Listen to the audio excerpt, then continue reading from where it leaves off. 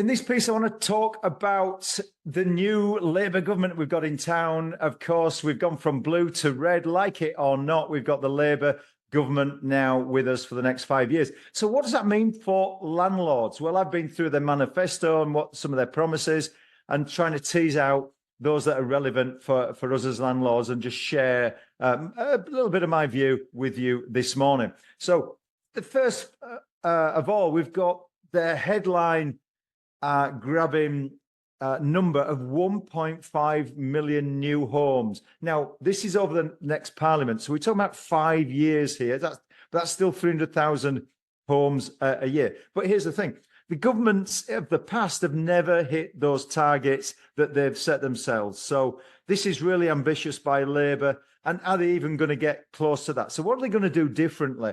Well, they've already started. I heard Rachel Reeves yesterday talk about relaxing local planning rules so we can get more of those applications through.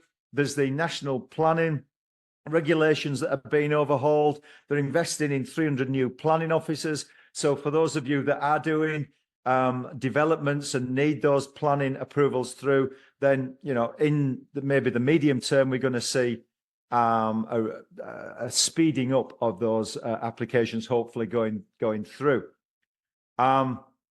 There's going to be a focus on brownfield sites, like it's been said before, but hopefully this time, perhaps there'll be funding grants for those developers that are in that area. Again, we've got to wait and see the detail on that for sure. But yeah, 1.5 million new homes. Let's see if Labour can deliver on that one. The one caveat that does worry me a little bit, and I'm sure if any developers are watching this today, is because it is Labour now in town, will there be affordable and social housing?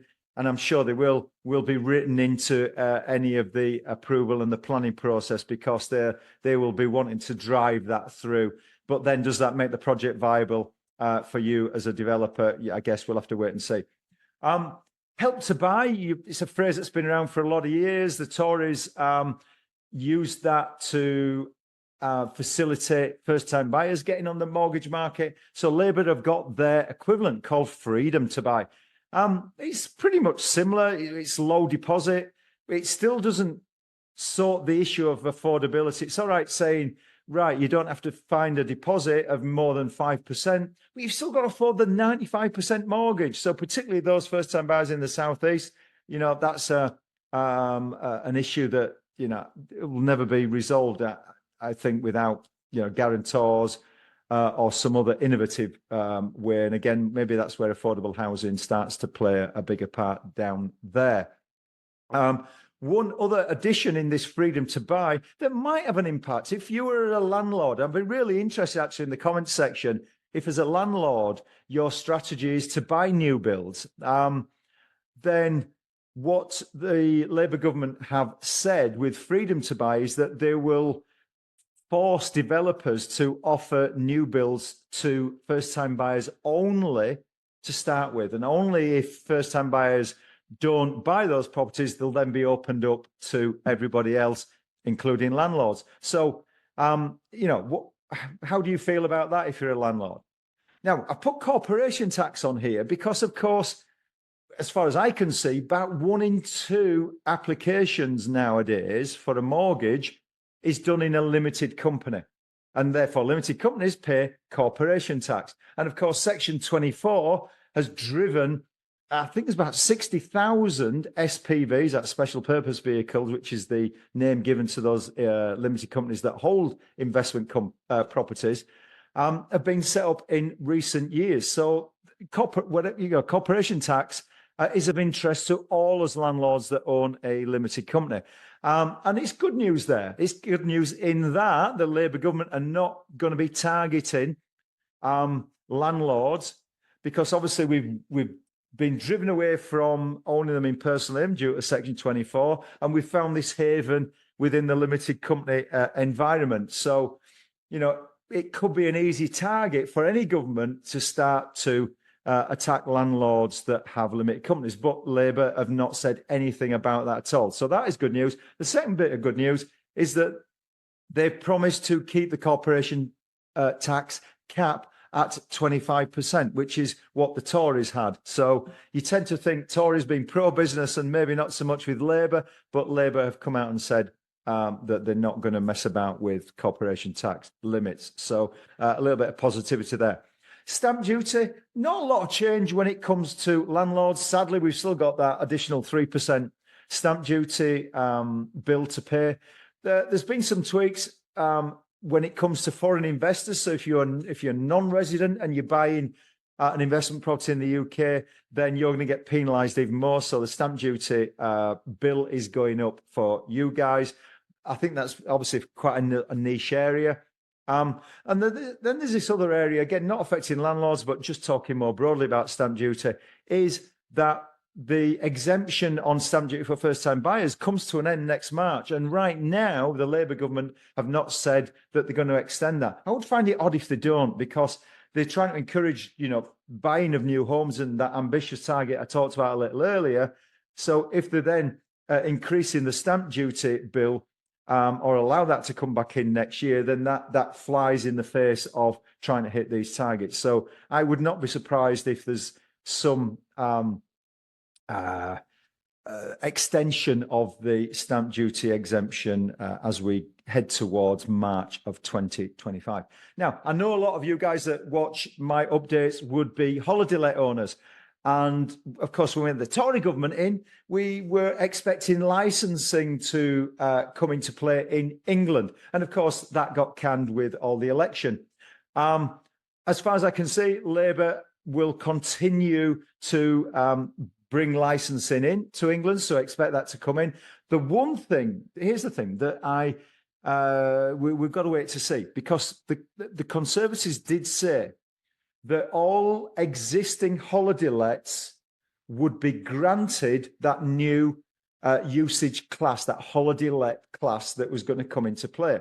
And it was only new applications that would be subject to a decision by the local authorities. So I'm waiting as a holiday let landlord myself for the Labour government to come out with a detail to see if they're going to be honouring that same thing. I think it'd be chaotic if they don't, but we don't yet know whether they will allow all existing holiday lets to be automatically moved into that classification. I really hope that the Labour government go down that line. Now, Renters Reform Bill, it got canned literally, didn't it, at the last minute before the election was called. It was pretty much the last bill that would have been enacted. And of course, now we've got the Labour government in town, then sadly, and again, please comment if you think otherwise, but I think the majority of landlords, are not happy about the Renters Reform Bill. It transfers more powers to tenants. Again, some landlords might say that's a good thing, that it equalises it. Many others think that it's taking powers away from landlords. So we've got a number of things going in there. The no-fault eviction is probably one of the biggest things, and that's going to come in fairly soon, I'm sure, from the Labour government, that we can't evict a tenant just because you want to sell the property. In addition to that, it looks like the 2-month notice period that landlords currently have to give might go to 4 months. And here's quite a worrying thing, if it does come through, is talking about rent caps. I think that will be absolutely chaotic. It's been tried elsewhere. It's failed miserably. Rather than the sort of self-regulation between, the competitive nature of this market should be allowed to run its course. Will Labour bring in some sort of rent caps? I really hope so. But again, if you've got a view, I'd be interested to hear what your thoughts are on that one. And here's the last thing, EPCs. Who thought I'd be talking about EPCs? Last autumn, the Conservatives eventually, and thankfully, in my opinion, put it into the long grass. Not because in principle I'm against energy efficiency and improving the housing stock and the green improvements that come with that. Absolutely. It was the ridiculous timeline that the Tories tried to impose on landlords to improve the rating up to that minimum. Do you remember they wanted us to have a C rating for new tenancies on 2025 and existing tenancies for 2028, which meant millions and millions of pounds of our money having to go into the housing stock to bring that rating up to C, and eventually it was ditched because, frankly, it was untenable. Now, the Labour government is saying we're going to bring it back. Now, what is that going to look like? We just don't know. So as soon as I get some detail on that, then I will share that with you.